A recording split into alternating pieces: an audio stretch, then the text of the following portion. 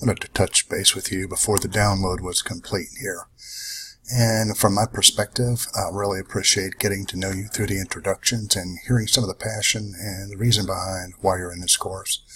Now, another requirement that you'll want to accomplish this weekend, if you haven't already done so, is the uploading your learning outcomes for this course that you're developing or designing and putting that in the discussion forum so others can take a look, and you can provide feedback on theirs as well, and just to see what it looks like from someone else's perspective. And there's also a learning objectives quiz for you to take and demonstrate your proficiency there. Well, let's kind of flip things around and look at some things from your perspective as a facilitator teaching online.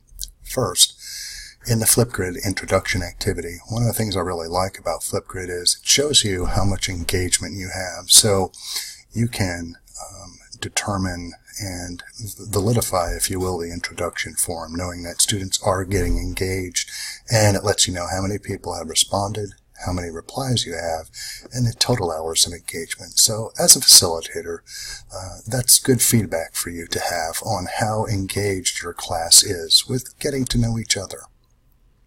Now, I've got a little bit of a confession to make. I had this highlighted discussion forum to share your course learning objectives. I actually had it blacked out, so my apologies if you're one of the 4 or 5 who've already completed the learning objectives quiz.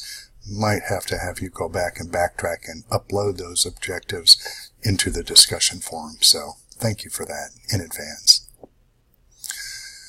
Also, when you use the instructor view and you set this up to have a VoiceThread in your class, it's kind of neat because every time you go in there, it will show you how many new replies are in there since you visited it last. And when you click right on that, you get the view of all your slides, and it shows you exactly which slides have comments on. So it really escalates your ability to provide response, and you don't have to flip through your entire slideshow. You can just go right to those who've engaged recently and respond to them. If you haven't already, there are some optional assignments that you can look at, or optional resources, I believe I've called it, on your modules page if you scroll down to the bottom of Module 1. And once you open that up, you can look around, but you'll see various technologies and resources for you to consider as an instructor to use in assignments and to look at ways to further engage your students. So, as the weekend is pressing upon us and the sun is high in the sky and we have all the to-dos to do this weekend, something that I did want to remind you that at the end of this module is a module reflections. It's a short discussion forum for you to do some reflecting. And Sunday evening I'll be opening up our Module 1 wrap-up looking ahead. And that's also got the requirement asterisk there for you, but it'll provide some reflection and some synthesis and allow you to move forward into Module 2. Now, I mentioned and asked you questions about what kind of music you like.